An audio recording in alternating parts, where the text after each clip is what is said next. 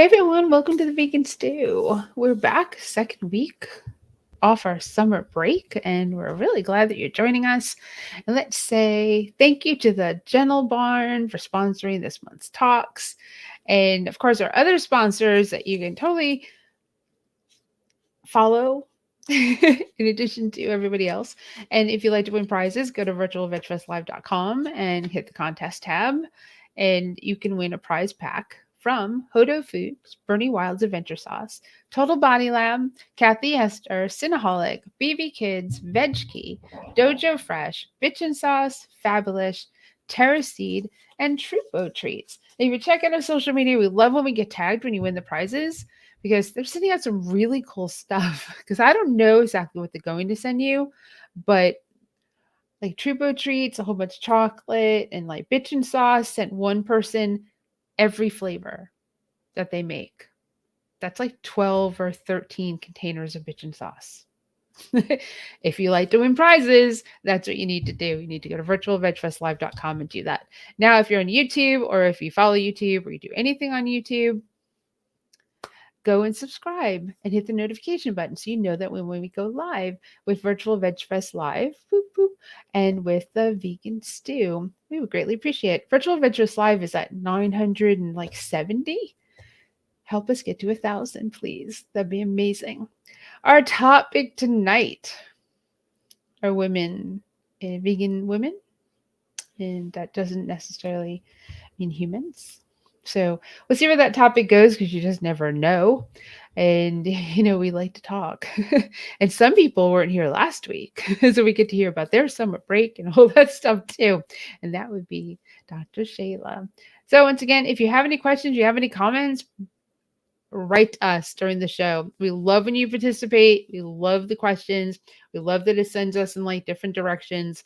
It's perfect because that makes it interactive and it makes it more fun for us, and it should make it more fun for you. Let's bring in the Stew crew. We have Ellen Jaffe Jones, the veg coach. We've got Marla Rose from Vegan Street. We've got Sovereign from Morella Morning. And back with us is Dr. Shayla Toombs Withers, EOHcoaching.com, Doctor Extraordinaire, super awesome person to hang out with. Okay. Well, I actually wrote a question down that I wanted to ask everybody, but I want to hear about Shayla's summer break from the stew. Oh boy. Well, I'm happy to be back. Summer break was good. It was long. It felt like the kids home. Right, exactly, because the kids are home. They're home every day, and it's like, when does school start again? Says every parent with school age kids. Right, exactly. It definitely makes you appreciate teachers even more when you have them all home with you. Yeah, but summer was great though. Otherwise, got to do some traveling, and more working, and so it was good. That's awesome. All right, very cool. Yeah. So an impromptu question. It's based on what I ate for dinner. Just so you know. So I went to, we have festivals like all over the Southeast, and I went to Greenville, South Carolina. We got there really late, and there was no place like really open to get food. And I'm talking like 9 p.m. So I went to the supermarket. I went to Harris Teeter, and I found this chopped Asian salad. It's vegan, and I got a whole bunch of stuff, but that was one of the things that I got, and it was delicious. And we have Harris Teeter here, and this was Harris Teeter brand salad mix. They don't carry it in the Triangle. They just don't carry it, and I'm like super upset about this. So I went to Tennessee. I went to Nashville, and there's Kroger and Harris Teeter, same brand. So I bought a Kroger brand chopped Asian salad, which is what I had for dinner. And I can't get that here because we don't have Kroger. So two times I purchased something that I can't get. So my question to you, Stew Crew, is there a food you found in another city that you can't find at home, even when you have that supermarket or that store or that restaurant, whatever, in your hometown? I'm sorry, even when, so like something that you have where you're living also that is not elsewhere Yep. or vice Or versa. it's elsewhere, but it's not at home. Right. Because I mean, you come home and you're Yeah. like, oh, I can go to Harris Teeter. I could go to the supermarket and buy this. It's their brand. It's not like I found another brand and I was like, well, maybe they'll carry it at home. I'm like, it's the actual supermarket's brand. And in talking to the Harris Teeter locally, I went to two. They were like, yeah, we don't always carry that. I'm like, it's your brand. It's really good. Yeah, it's regional. I've learned that too, that it, depends on the region, what type of things they offer. I know I've seen things, like in Whole Foods. I'll be in North Carolina with my husband's family, and see something in Whole Foods there and then get home and it's not in our Whole Foods here. So that definitely happens. There have been times where I'll just buy extra, anticipating that they probably won't have it, and then just stock up when you see it. Right. When I go back to the South, I mean, South, I mean, I'm in North Carolina. When I go further south, I'm going to buy more because I didn't eat the salad in Nashville. My intention was to try to eat it in Nashville so that if I knew, I would go back to Kroger and buy a whole bunch and bring them home. But how many salads can you bring home? Because they don't last. So I'd have to eat, Yeah. I'd have to, I can't buy like a case of salad because a case of salad I'd have to eat in like a week. So Marla's like intently thinking. Well, yeah, I mean, I think that, part of it is we haven't traveled in a while. John was sick and then the pandemic and everything. But the best example I can think of is not exactly what you're talking about. But when we were driving through the South into Texas over spring break, I mean, I knew this was a thing, but it was really hard to deal with at the time. It's impossible, like virtually impossible, unless you're in a large city, even then, to find iced tea that's not sweetened, like just at your average 7-Eleven or whatever, when you're on the road and you're driving. Like you might have a little better luck at restaurants or whatever, but there's stuff that's called like super sweet. Like I don't even like even just like a dab. I just like tea straight up.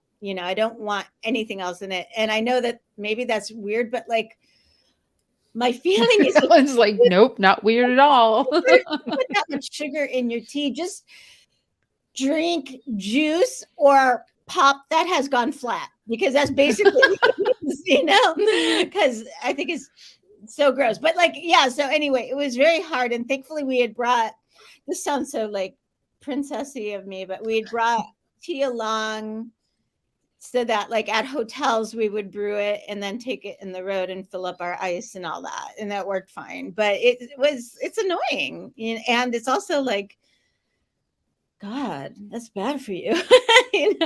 Sorry. And it stains your teeth. I think most people who move south from the north are super excited about sweet tea.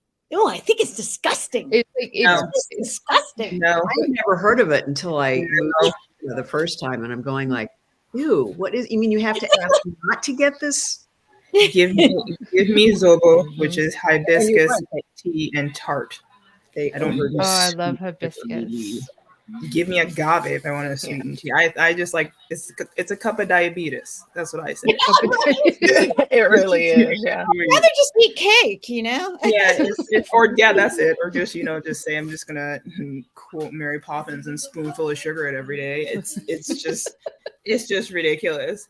I was like, you guys were talking about like things that you can't find. So I discovered, I shop at Sprouts, and there's a Sprouts here.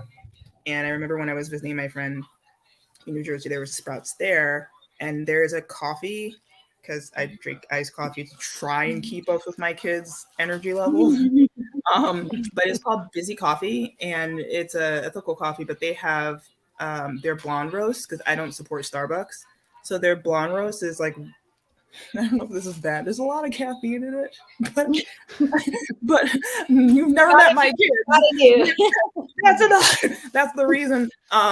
So I discovered them, and I'm just like, they're really great. It's really clean. It's not.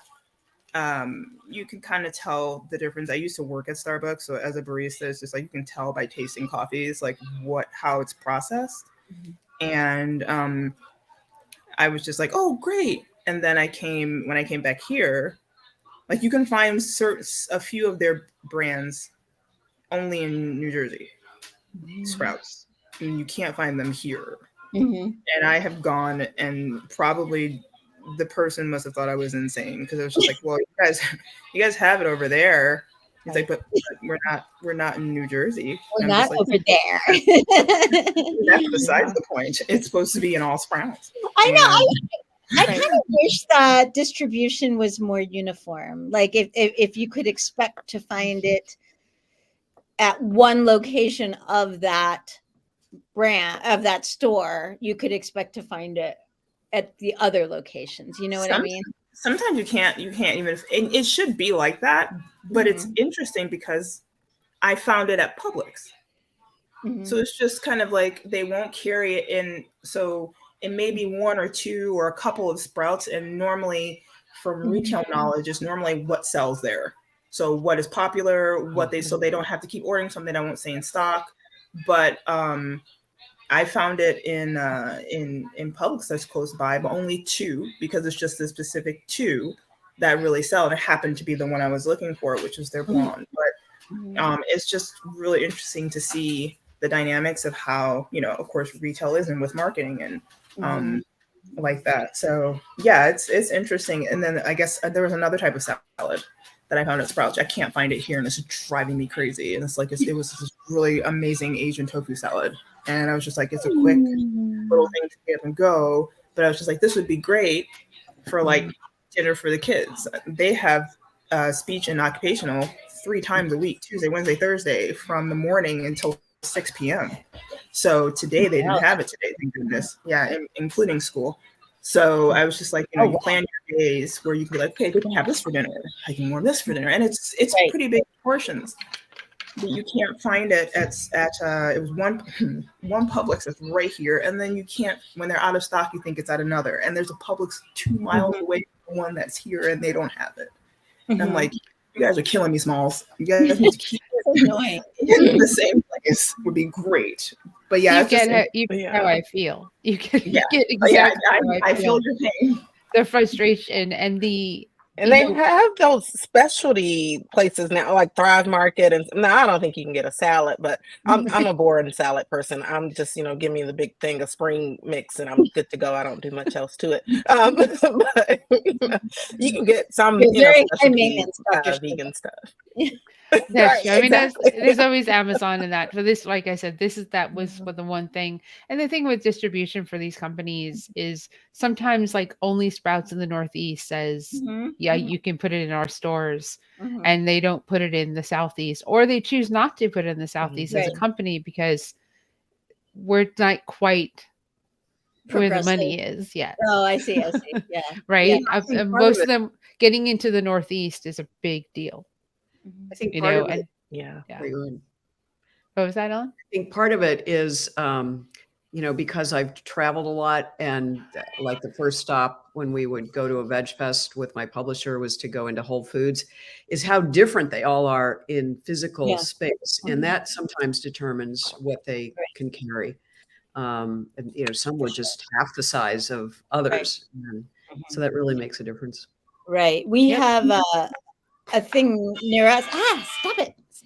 Where some of the earliest Whole Foods have never, moved, and so they're in a much smaller,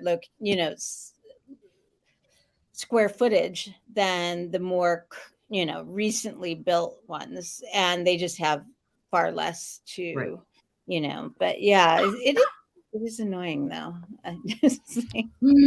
Yeah. Have you ever been to a location, speaking of Whole Foods, and just like you said, Ellen, about different regions, how the stores are different? When I moved to New York, when I lived in Michigan, there was a big Whole Foods, like the one that was mostly known in Oakland County. So it was literally right behind where I lived and grew up. When I moved to New York, there's a 5-story Whole Foods. It is a mall. And I felt like a little kid in a toy store. I know. So overwhelmed, but ecstatic. Yeah. I've never seen so many spices or beans or anything that you can think of. The brewery is just like, it also goes to show where they put a lot of their money in terms of where they're going to invest more because of the demographic. It's New York. It's not a surprise, but I never saw. I'm like, this is a mall. I didn't know that you could turn one store into a mall. They did the same thing with the Target. It's like a Goss Target in New York. That's great. If you ever have a chance, just don't even buy anything. Just go. It is insanely cool. But real estate in New York is easier to go up than it is to go out. Yeah, that's true. That's a good yeah. So they don't have much. That's awesome. Not a lot of room to grow. No, there's not a lot of room, which is kind of good. Cool. Hi, doggy. I know. Hi, princess. She's just being very needy tonight. So, but also, Ellen, the part of your body. Trying to send me subliminal. So we can segue to our topic. Yeah, Ellen's gonna boost ratings today. Yeah, I know. Earlier, and we're like, Ellen. So that's a great segue. Great segue to our topic, because it's women in veganism. She rated Ellen. Ellen shows this is a girl. She's glad to be included. Yes. So I mean, part of the reason we picked this topic is because it's kind of stemmed off of what we talked about last week. Which honestly, I don't remember, because I remember yesterday. But I feel it's important that we talk about. That's right. We talked about how women are treated last week. We talked about, like, I guess, what Marla's like, what do we talk about? I see it. You're thinking again. If I remember correctly, and obviously we can watch the replay, we were the way we're talked to, the way men talk to us as women. We talked about that as part of the show. So, I mean, women in veganism, man, there's more women, obviously, who are vegan than men. I just did a stat. I do a stat each week in the newsletter. The stat this week was, I think, how many liberals, how many conservatives, how many like undecided are vegan. And it's 15% of conservatives are vegan. And I think it was 51% of liberals are vegan. And then there was like a 20 something, I don't know, if someone read my newsletter to me, like in the middle that was undecided. Didn't really shock me. In Wilmington, there was you know, I had Vegans for Trump showed up with their shirts. Okay, they're in that. I wrote in the newsletter, I was like, well, they're in the 15%, I guess. So I mean, sorry, Vegans for Trump. Yes. It's like this is just as bad as Gouts for Trump. I cannot do this. Like, no, okay. And there goes Simon on mute. So I guess the point of talking about women in veganism, one is the strength of the women that we're here with on the Vegan Stew, and just how impactful we are on veganism, but also to not forget the other females and women in veganism, and that's the cows and the chickens and the ducks and the goats and all the animals in agriculture that have to put up with a hell of a lot more bullshit than we have to put up with just to survive. And it's important to touch on that. Who wants to go? Come on, talk, Marla. Always rely on me. I do feel like, you know, ever since I got involved in veganism, you know, women were easily 3/4 of the people I interacted with. And, you know, once when I was an activist, when I joined groups, when I later, you know, came onto social media and stuff like that. I do feel like after the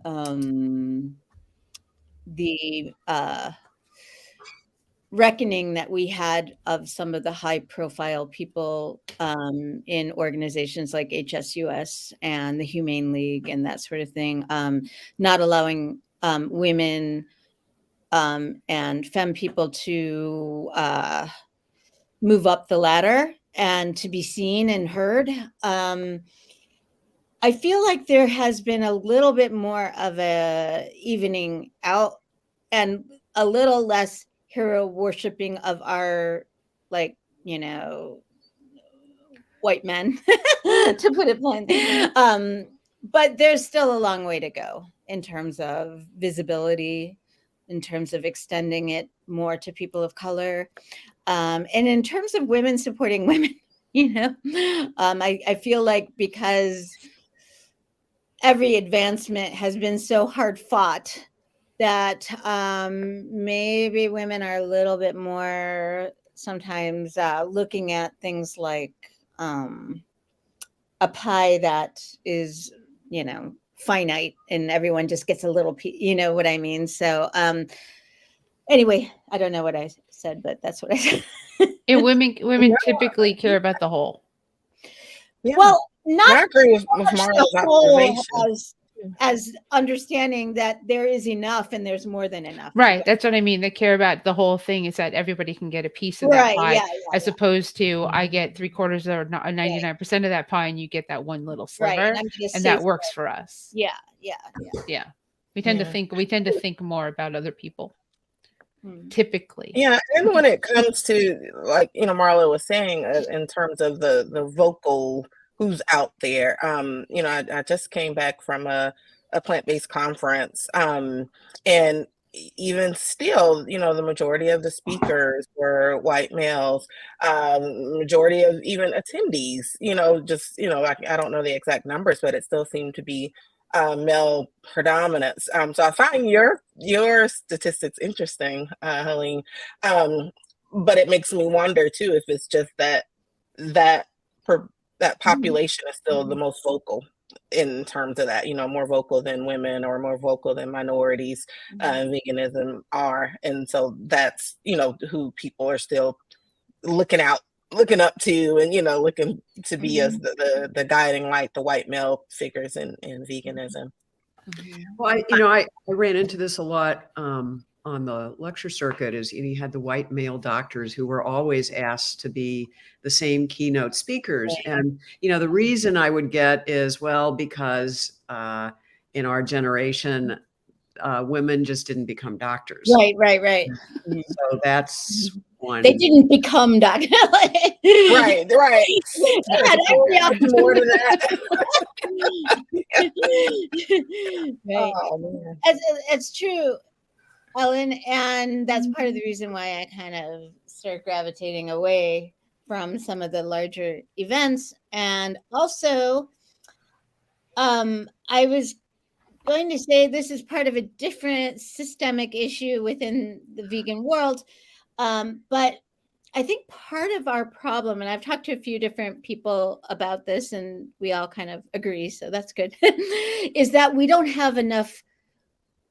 It's going to sound weird, but we don't have enough funders. We don't have enough money from enough variety of funders. And so a lot of times you will see these large organizations leaning again and again and again and again and again on the same half a dozen, if not fewer, big funders, major funders. And they are used to seeing things a certain way. And they're used to, sort of, I don't want to diminish things by saying a cookie cutter approach, but it is kind of like, this is a guy we can, be sure will draw people. This is, and then like also with that comes an unnecessary. So like this group is funded to create yet another vegan starter kit. And this group has to have their vegan starter kit. And this group, and I understand it from a practical level. They need to put something out and they need to be funded for that. But at the same time, I think we could be much more strategic. We need to get money from more sources. So that's all. Oh God! I think that there's a. I think that there. No, you just. Sorry. Dogs and kids. So I'm sorry. I think that one of the things is there's still a non-embracing of intersectionality. There's a divide because it is unfortunately that you do have where there are festivals or there are a lot of lectures or there are things like that where a lot of the faces are white. And then there is a divide where you only have the ones that are really fun. Sorry. That's awesome. This is Sorry. like the show of interruption. Where you only have it where it's predominantly African Americans. You also have it where, unfortunately, a lot of the African American community, and not all, but a large majority, are all about Dr. Sebi still. There is no, and then there's combating, because then it's like, well, you can't be in our space. We're just for each other. And then the other people like, well, or if you go and you're of color and you feel awkward, because then you have ones that are like, we're about Bali and rainbows in Thailand and you're not understanding here. And it's just like there's such a disconnect cognitively and visually that shouldn't be there. In regards to funding, I've seen that's been such a turnoff is there's more and more people who are willing to fund and pour money into resorts and trips to Bali or Indonesia and things like that, instead of doing things and investing that money in something on our own surfaces that we are here now, that we need to be working on with now. And so I'm just, there's just, the key words are cognitive dissonance. Like there's the key word again is there's a divide. There doesn't need to be one. And a lot of it is just where there are people that are like, well, it's just for the animals, but you are literally putting a veil and curtain to your surroundings right now, because they all tie into each other. Mm-hmm. And then there has to be a racial divide because nobody wants to acknowledge that it all ties in with another. So there's so much missing that we can only get so far, and we ourselves are our wall. We're the barrier that keeps any. Mm-hmm. I don't know if I'm making any sense. Somebody can interject. No, you're making a lot of sense, Sovereign. For example, even just from a healthcare standpoint, we know that Black and Brown communities suffer at higher levels from health disparities, preventable diseases, that veganism or, plant-based type of diets could definitely improve these health conditions in these communities.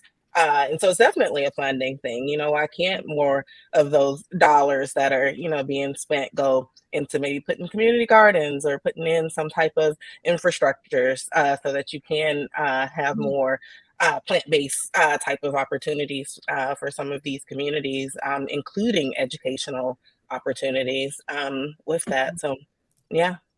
Yeah, like food deserts as well. The people can't get a banana because of where they live, which is crazy. Right. Yeah. It's absolutely true. And one of the things, I've been working on recently, I just turned it in, is an article for Veg News. It'll be published in their January issue, so in 7 years or so, but or overnight because of how time. But one of the discriminations. Did we talk about this last week? That's so common among society in general, United States perspectives also very specifically, is ageism, and everyone. Oh, hi, Kelly. Hey, Kelly. Hey, Kelly. Everyone has some of it, and it goes in all directions. So young people can be considered too immature or not enough gravitas to move ahead. But the people who are most commonly discriminated against are people on the older end of the spectrum.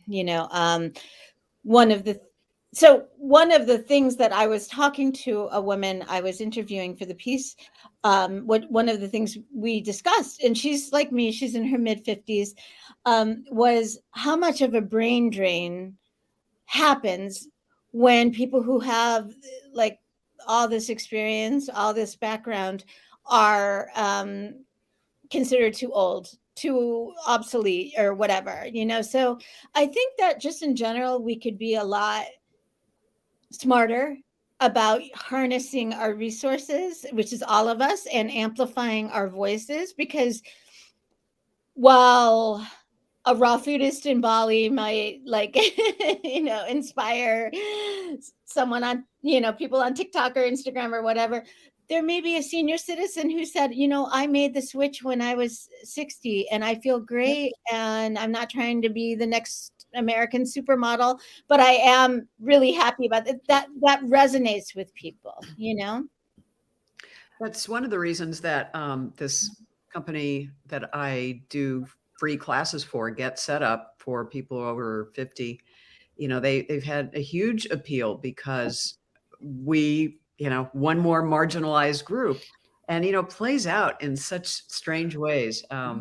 Last week, I'm part of this leadership academy for our real estate board, and I am clearly the oldest one as part of this, and we're having graduation. They said you can invite 4 people, and so I invited my significant other and a couple of other friends, and they said, "Oh, you can't invite friends, it's got to be family." And I said, "I'm sorry, it's 70, I don't have much family, and those that are still alive, like my kids, are not anywhere near me." And it's like, we just had all this training on diversity. And it's like, what about people who don't have And why can't your friends be your family? what? Right, exactly. Thank you. That you can choose your family. Believe me, Yeah. it was a week of arguing back and forth, and I lost. And You lost. How do they know if they're family or not? because it's a They have long blood story. tests? But I It's told like them. such a Test. I mean, Well, Ellen, it's family right. doesn't have the same last name. Just invite them and have them come to your graduation. No, but it's the point is like maybe somebody doesn't want to say, "Hey, I'm not married. I don't have kids. Can I still be part?" You know what I mean? Right. I Can mean, still- it's just I the still whole have thing someone is so supporting my ridiculous achievements. on so many levels. And so next, how they're solving it is next year they're going back to you can only invite one person. Oh, But no. that doesn't make Yeah, sense. That 'cause in doesn't make some sense cultures, either. I mean, your cousins, you can have 15 cousins. They may That's not be true, and they blood, can but be all different colors, shapes, and sizes. Ellen, I exactly. would not give up on that. I would fight to have the people who love you and support you to be there to see your achievement, and basically fuck them. And that, I mean, Basically, because they can't prove it, and Go you to can say Canada. they are family. Go to It's Canada. I need that on a shirt They would with your know. name under it. Helene Right. is Yeah. basically fuck them, Helene. Well, I can't stand Yes, that stuff. That's Who feels they have the right to You're right. dictate who you can invite for your achievements and tell you that it has to be a blood relative when they can't even prove that it's a blood relative Right. that's They're actually doing there? DNA testing at the door. I mean, is your boyfriend technically family? If he, Well, Right. I said that. I said, we're not married and we're not getting married at this age. Most people don't. So he's coming, but he's my broker, so he's allowed. So that's ageism. And Yeah, that's just I would have thrown Right. the isms out. I I would did. have started I throwing sexism, ageism, Right. That's all kind of isms going on there. Yep. especially I mean, with Yeah, today's you- atmosphere, like family is so different than yeah, like we're saying blood, like to assume that we all have great relationships with our Right. family. that is such a good is point. like, It's our chosen family. End of discussion. like our Yeah. best friends we consider family, our whatever, right? So I Tell them. I'm Tell them to just go so watch- sick of the world. Trust I'm so me. sick Tell them to of go the watch world putting Back and forth. They said, this is not open to the public. I know it's not open to the It's public. not the public. Those These are the people people I you're know. inviting. Right. They're not public. They're your friends. They're your chosen family. So exactly. It's, I mean, there's to go always watch a way. Fast and Furious. There's always a way to circumvent the system, as far as I'm concerned. And Tell I mean, them. just a very quick example. I tried to get an influencer pass to the Plant-Based World Expo, and they told me no. Meanwhile, I've been going, and I fit the qualifications, but they were like, "Well, you don't fit the qualifications." I said, "What do I not fit? I have the numbers. I have and they said, "You post about your events." I'm sorry, what? Right. And I was like, I wrote back and I said, what does that mean? You realize that me posting about our festivals is me posting and supporting vegan businesses, many they of not which realize I've met at your festival, your event, who are now sponsoring what I do. So I was pretty pissed about it. So I just went to one of our vendors who was going and got passes. What do they think? What do they not understand? I'm pretty annoyed. I took video Sovereign, I took video at it. I haven't, I obviously I haven't created reels yet, but I'm definitely creating reels. And I am definitely tagging to be like, And I, of course, took video of the ones I want to work with because It's there's called the Plant-Based Plant-Based World Expo. Okay. Because Yes. like how arrogant who you have does to be to think that your influencer pass would be more important than you continuing to promote your business and your like you're supposed to not do anything all year but promote. What the hell? Wait a minute. But she's like the ultimate. I mean, you're the we ultimate promote influencer. You vegan have these businesses. large scale events. I mean, that's influencing. We promote vegan businesses all year round. Like Yeah. the whole event is about showing plant-based vegan businesses in one place, you know. And I'm like, I don't know who else fits your categories because obviously numbers wise, I fit the numbers. I mean, I've overly fit the numbers if I post multiple, especially multiple social media. And I was super heated. Like I wrote back to another person. I wrote to two people and they both were like, well, that person said that you don't fit. And I said, okay. I just looked at the vendor list and went, I'll get in. You got to dance more, Helene, on Instagram. Like dance with some cucumbers or something. Yeah. Do a dance. I don't know if I want to do cucumbers. You know what? In all seriousness, like what? Okay, wait. What?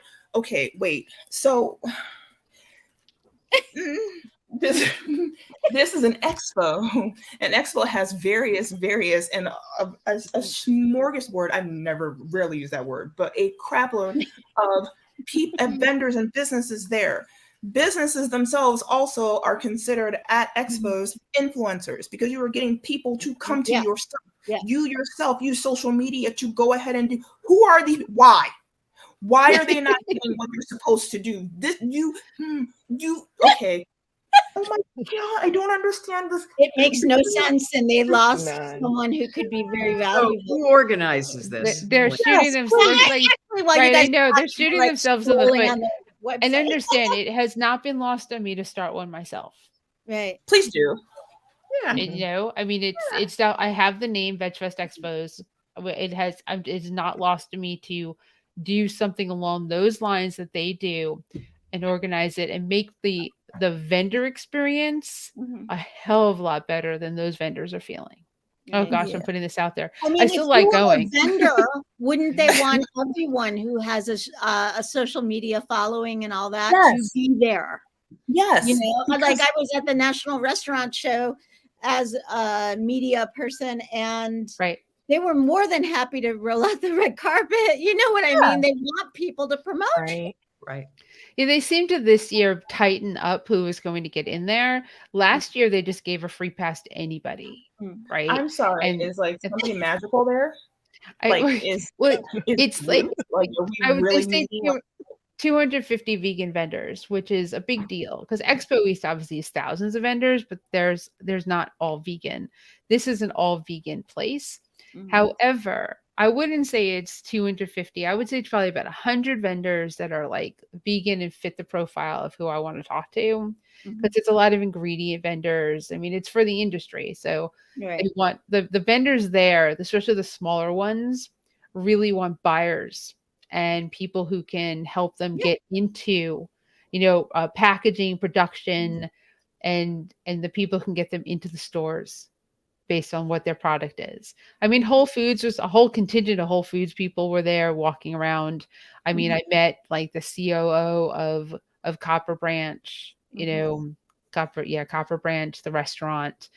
Just running into people. I was like, oh, I said, I need to know who the new owner is of the Nashville Copper Branch. I was like, it was very serendipitous because I'm literally standing next to people. I walk up to a booth and I look and I'm like, oh, hey.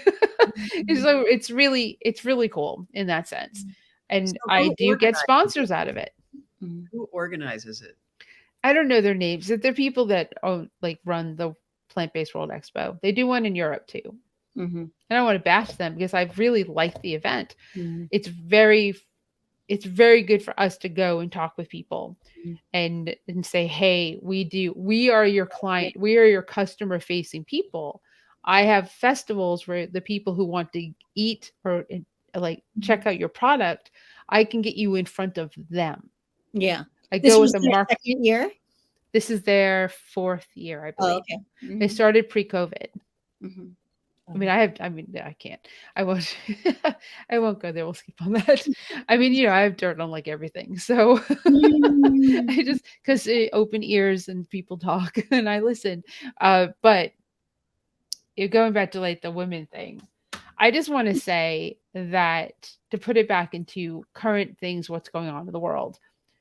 If women were in the House of Representatives of our government, we wouldn't be waiting to the last minute to create anything. we would be proactive, not reactive. We would set plans in place and we would get shit done. And that's not what, and our egos, yes, there are women who have egos and would put that first and forward, but that's not typically what women do. Again, typical. We tend to think about what needs to get done, how it should get done, and how we can make it as good as possible for the masses, as opposed to the best thing for me. Typically. Because I know women that are selfish and only think about themselves as well as men. But in general, we get stuff done. We know how to do it. The only way your parents. I mean, I have fur kids, but you couldn't work, raise children, run a household, have a relationship, and do all that without that skill set. Right. And I'm so frustrated by so many things like in our government, healthcare and not caring about like all these things that I just, and there's not enough women that will do that. And, you know, it takes a lot because, you know, there's death threats and I mean, you get death threats running a veg fest. So, I mean, you get vegans. From vegans. Yeah. Yes. What trips me out is the lack of just like you said, where there's, if we were, you know, I'm femme presenting, but I have children. I had 2 C-sections and went back to work. To quote Beyonce, strong enough to bear the children and get back to business. The Bayhive would be quite happy. I'm not a huge Beyonce fan, but whoever's watching who's vegan and Beyonce, yes, girl. So that song, that lyric stood out, that line, because the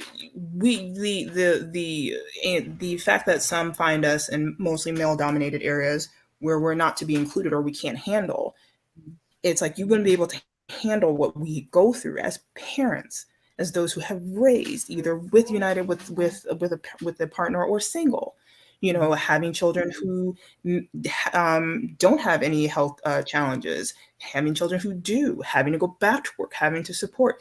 It is not an easy task, but yet we manage to do it with grace and to do it just as powerful as we need to be. It shouldn't be the gender norms or misogyny in areas, especially when it comes to any field, be it politics, be it within the vegan community, within any community, needs to cease. There's a lot of work that needs to be done, but I mean, we're not, just like you said, it's if we were in power, yeah. I mean, we would slay certain bills and, you know, and just be able to handle things like they need to be handled with level heads. And I'm going to say, you know, it does depend, because present political, there are women in there, you know what I mean? So we just need to make sure that we have those that are of level head and have open minds and open hearts and know that they're going to be doing things for the people and for their surroundings and for the environment. But it doesn't really need to be. I don't understand where it's like the sexism or misogyny is still so prevalent. It where is. You think we made progress. We're still way behind.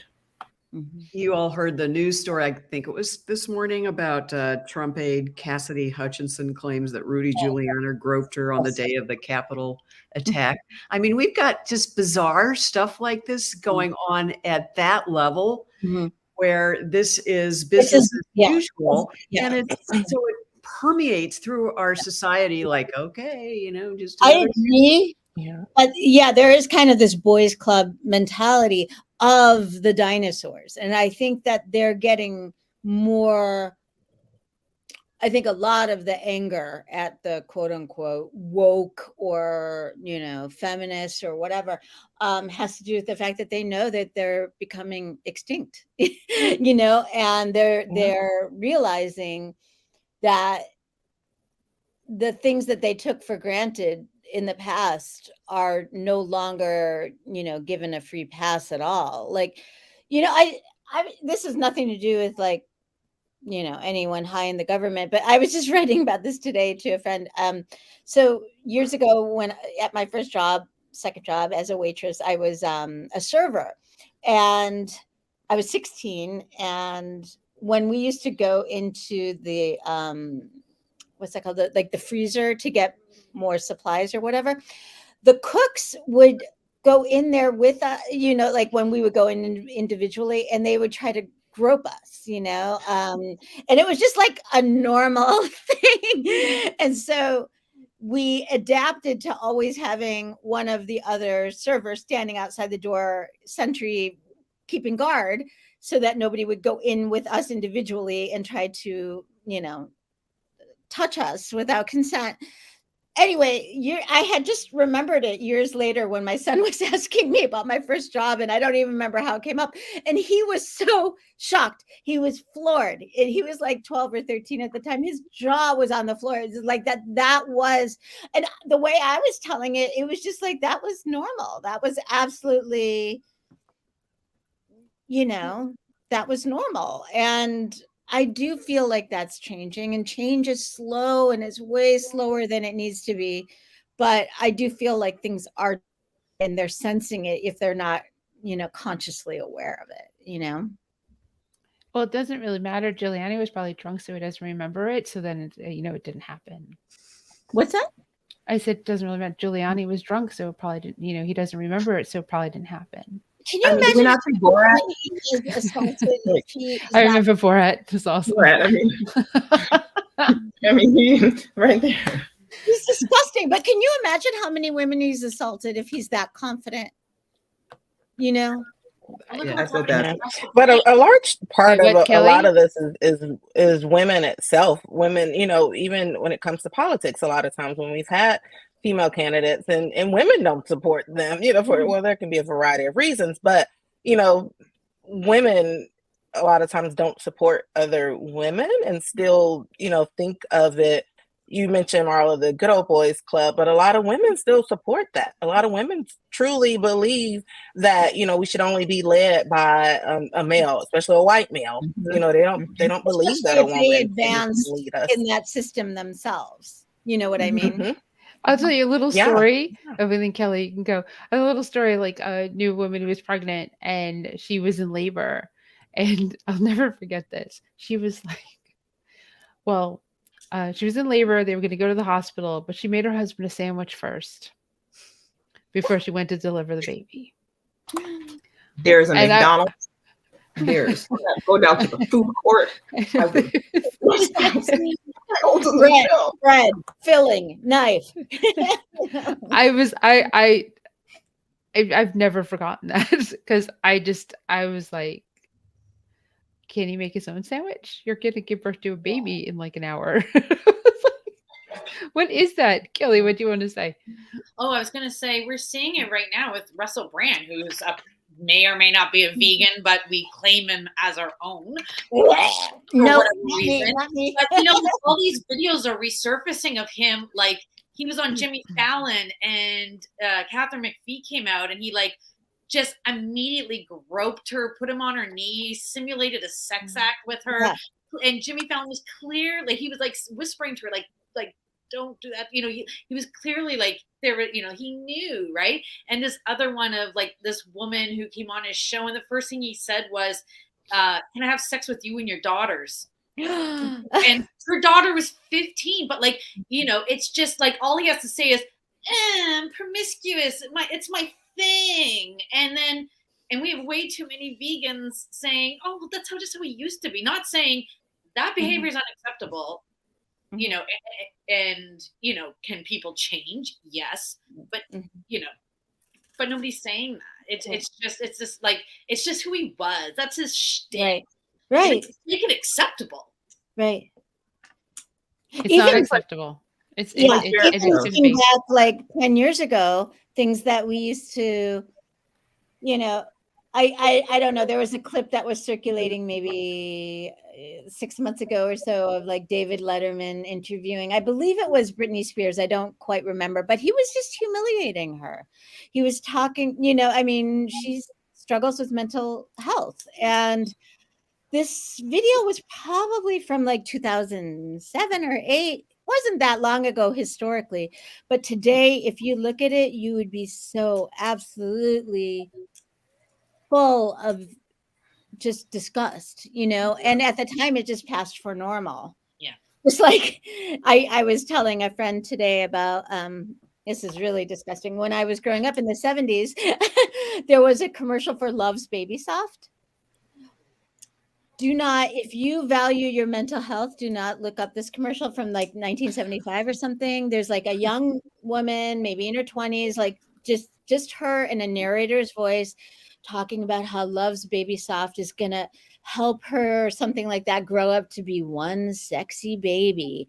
And they're playing like little children's like music in the background, like the things that you have over the crib.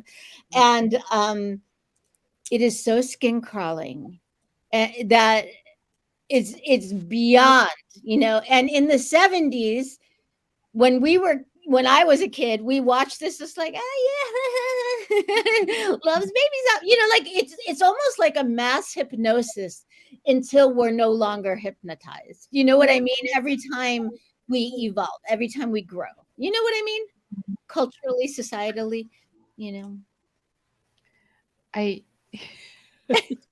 Well, That is fascinating. don't tell me not to look something up, Marla. I don't tell me not to look something up because I almost want to share. I want to share my screen. So disgusting and horrible. Right Did now you to find show the right one? Yeah. I don't know, but I did find one that was. Let me see if I can share my screen and share this. I don't know if I see if the sound will come through. Or something. Let's see. Let me Oh, see if I can. doing something. Cool. Yeah, let's see if we can. Oh God, that's it. Oh God. That's it? Okay, let's see if I can get the volume to work. Does the volume come through? There's one person nobody can resist, and that's a baby. So love made Baby Soft with the innocent scent of a cuddly, clean baby that grew up very sexy, informing bath, body lotion, body powder, and body mist. So innocent it may well be the sexiest fragrance around. Love's Baby Soft, because innocence is sexier than you think. For your baby at Christmas. Oh my God. And of course, the body powder was probably made from talc that's, now causes. Right. I could seriously. Oh, wait a minute. I'm so confused. Is this a baby product? Or Oh my gosh, What? still going. Okay, we get rid of Wasn't that. that horrible? What in the I know, but we all watched it. Nobody keep men away from them. Oh, Lisa brings up a really good Oh my point God, it's here. horrible. Yeah, to keep growing men away from little girls. And then let me say, I've had adult men come after my 9-year-old granddaughter at times. Is so creepy. That's really gross. I joked around with the Imagine family today because we were talking like over the weekend in Nashville, and they were talking to the girls about how you want to stay away from strangers, stranger danger, the whole thing. And the girls were like, Sierra's the oldest. She's like 13, 14. And she was like, oh, no. Because Stephen was like, you want some candy, little girl? And she was like, oh, no. And I said, what kind of candy? As a joke. I was joking, but they knew I was joking. And I was like, joking, you don't ever care. Like, what kind of candy? But what kind of puppy is that? It was like, it's actually like, oh, do you want to pet a puppy, little girl? And I was like, what kind of puppy? What I mean, She's a grown woman.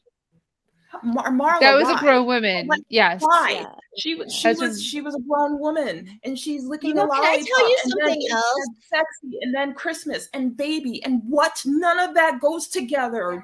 That was It's so disturbing. disgusting. so disgusting. And I have to say another thing. Sorry. When I was a kid, my pediatrician, I always liked, Dr. Henkin. And when I was like 13, he and my mom, after my exam, exchanged some sort of communication, like in the office or whatever. And I said to my mom, like, what did he say? Because it was just kind of like this like little giggle on her. And my mom was a good mom, but she said, he's saying that, you're getting big, you're filling out, you're getting big. I'm like, fuck this shit. Like, this is your pediatrician. Dr. Shayla, you must be absolutely mortified, Yeah.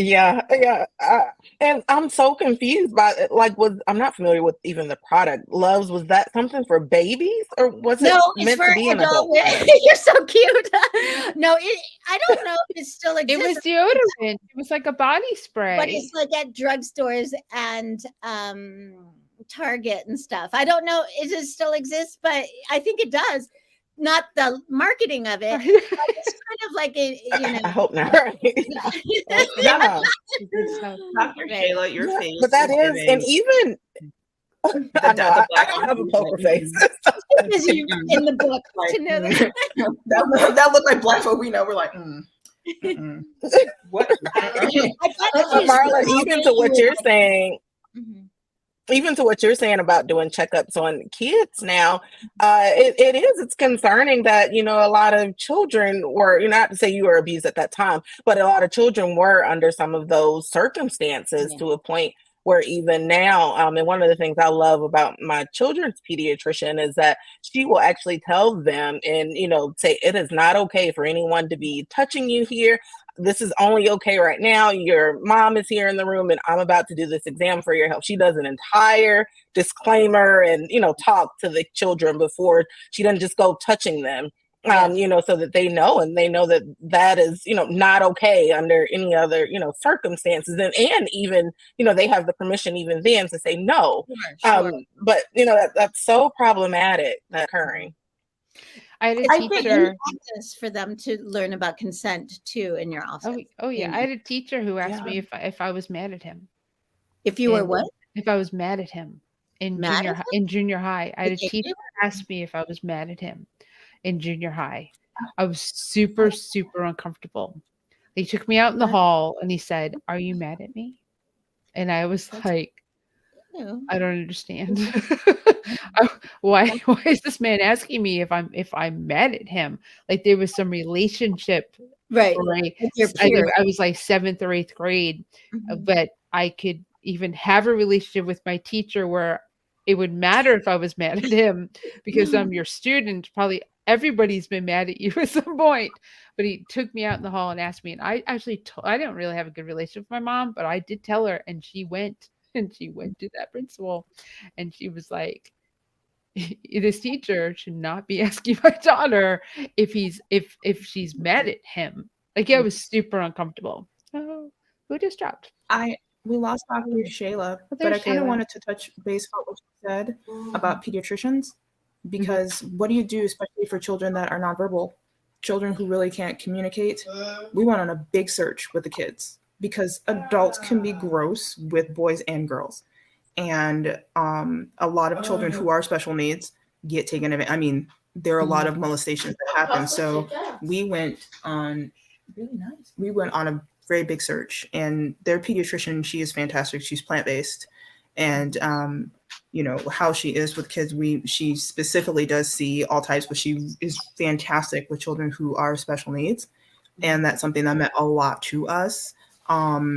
Especially because Amma does kind of, sometimes he gets mistaken for a girl.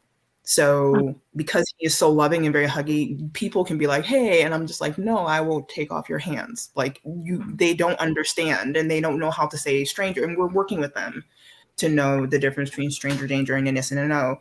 And Colleen, to kind of touch base upon the thing you had with the teacher, all that kind of dreamt up. And then even Marla, what you were saying, when I was in driver's training, the driver instructor was a guy. And when we were done, he tried to molest me in the car after we were done. I'm so sorry. Yeah. He was just like, kick hey. him? kick him in the? So I was confused. Like I ran out of the car. Like we went to a McDonald's, and the McDonald's was not far from where I lived. So when he did it, I pushed and stopped the car in the drive-through and parked it and ran out the car and went into the McDonald's. But he just felt, because he was older, that like, oh, he had the right to do it, and I was mortified, you know. And I'm just like, no, what is happening? That type of thing. Yeah. So. No, you don't have the right. It's hard. As women, I had a man drive me back from the dealership to work. And this is now me in my 30s, right? And he decides to ask me out while he's driving in the dealership car to take me back to work, where he'll know where I work. And I can't say outright no, because I don't know if I'll make it to work. Right. That's what women, and that's what I think men don't understand, is we're that always calculating, can I survive? I have to calculate how I respond to this person, and I have to do the hem and hawing of, well, I don't know, I'm like, I can't really give you an answer. I'm not really sure, acting like, an immature, like I don't understand what's going on, like female, when I perfectly understand, and I don't know you from a hole in the wall, and I have no idea. If I tell you flat out, there's no way I'm going to go out on a date with you, that you're not going to like punch me, hurt me, harm me, not take me to work. Kidnap you, right? Right. You know where I work now because you're dropping me off there. I have to go back to the dealership to get my car. These are the things that I don't think men even come close to understand, have to go rattling off in our head in order to understand, like, let me survey my situation here. And I mean, and that might be because I'm from New York. There may be a lot of people that are very naive that would be like, oh, well, a real thank you, but, thanks so much. And then maybe they don't make it home. But I don't know. But I also had like recently, because that's in my 30s, but I can go with like 53-year-old 2 weeks ago, the text I received from a neighbor. I'll just give you a little tidbit. Good riddance to both of you. Everybody's tired of your crap. This is a neighbor. We don't need a scatterbrained drama queen or a scared little girl crybaby and whiner who refuses to listen and learn and just gets in the way of people who know how to get things done. Both of you done more harm than good. Now go whine to your significant other. And I won't say the name. This is not because I disrespect women. I get along extremely well with the other name. Shame on you for not helping her. Don't ever contact me again. This is like September 3rd. Was it a vendor, you said? No, it's a neighbor. Oh, a neighbor. That's a neighbor. So like men just feel like they have this carte blanche to just type shit like that to a woman.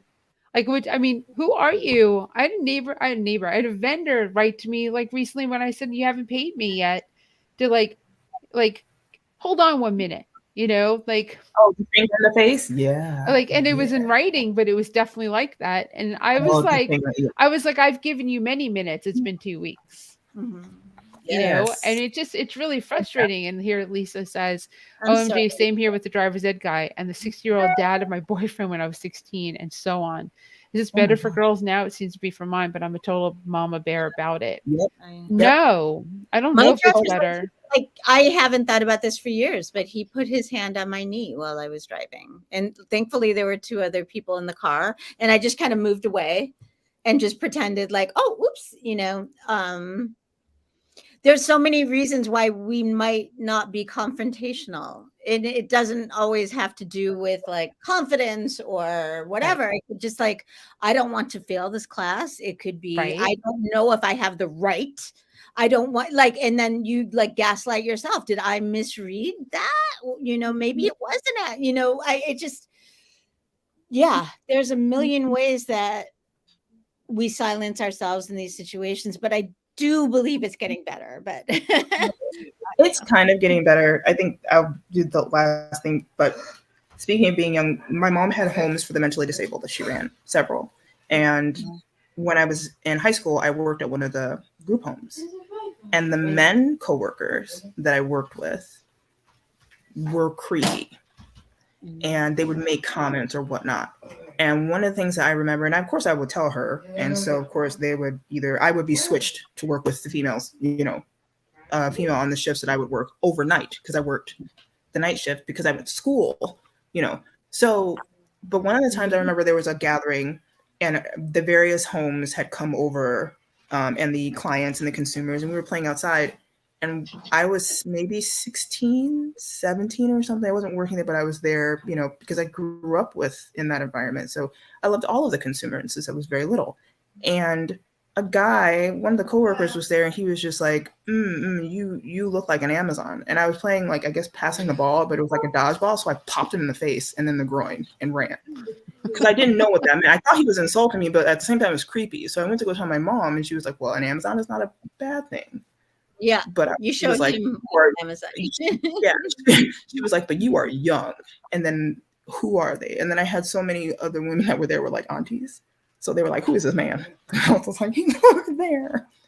Well, we never saw him again. But he apologized because I'm young, I'm tall. Yeah, yes. But it's like you overstepped your boundary. You shouldn't have gone there because you clearly know who I am the child of. Your boss is right over there. You didn't have to make that comment, and you did it way out of an area where she could not hear you, but you expected for me to be okay with it. I don't know what mentality, just like you said, where they just decide that they can because they want to. And then we're painted as the bad people or whiny or whatever because we don't want to put up with it. It is, yes, getting better, but it's far from better. And there's a lot more that has to Absolutely. Yeah. Oh boy. Can I tell you something funny, kind of funny?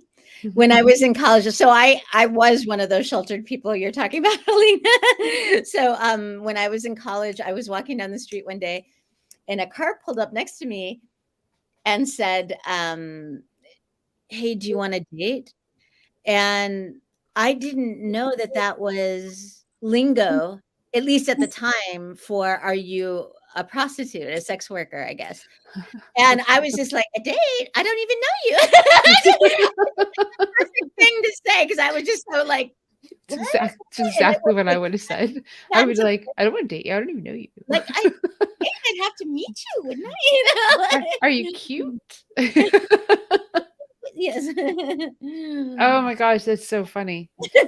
I mean, I guess basically what we're saying, and I just want to tie it back to veganism, is that this happens in the vegan world, which is what we kind of touched on last week. And it does happen with vegan men, vegan women. It does happen here in our community. You just do a little research. Mercy for Animals, the Humane League. Just do a little. What's the other one? Farm Animal Rights Movement. FARM. Wait a minute. Yeah. Humane League. Yes. Mercy for Animals. Yes. What did I miss?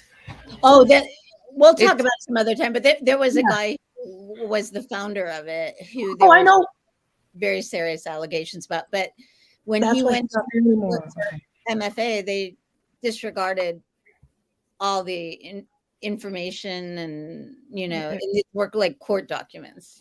So. I mean, people left, working there because women left working at Mercy for Animals because of these things. I mean, very rarely were the men the ones that were leaving. It was the workers who were female that were leaving because they didn't want to be in that environment, which is so sad because what is every vegan person's dream?